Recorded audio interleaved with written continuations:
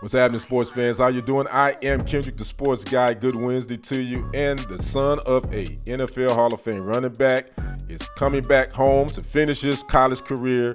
Make sure you like the video and subscribe to the channel.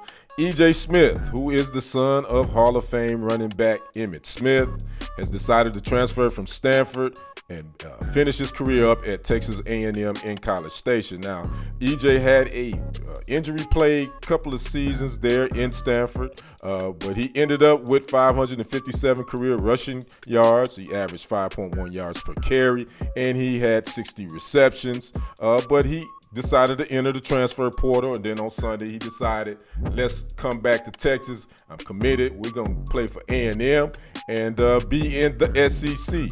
Now, E.J. was a four-star athlete coming out of high school, and he had quite a few offers, Florida being one, where his dad, E.J.Smith, played, but he decided he wanted to make his own name and head to Stanford. And unfortunately, he just had all the injuries, and that got me to thinking about a lot of the sons of famous athletes, especially Hall of Fame athletes. There's a lot of pressure on them, I think, and the spotlight is always on them.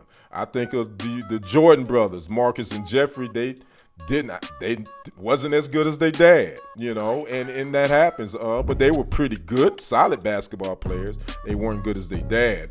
Now, one son was just as good and exceeded his father. I would say Ken Griffey Jr.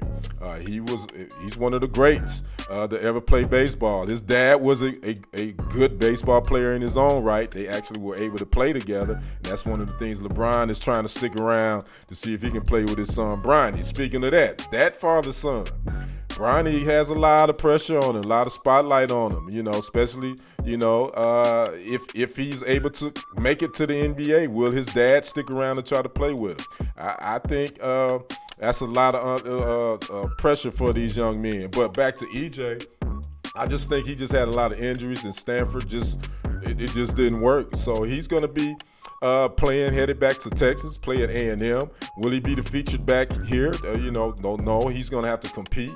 But I'm sure Father Emmett is glad to be able to have his son back in the state of Texas where he can watch him play. Obviously, I know he was able to head to Stanford too, but to be closer to home, I think it's probably good for the family, and it's probably going to be good for E.J. So I'd like to know what you guys think about E.J. transferring back to A&M, headed to the SEC, and also thoughts on sons following in their father's athletic footsteps. What is your thoughts on that? Make sure you drop a comment, like the video, and subscribe to the channel. I am Kendrick, the sports guy. We will see you on the other side, and on the next report. I am out. Peace.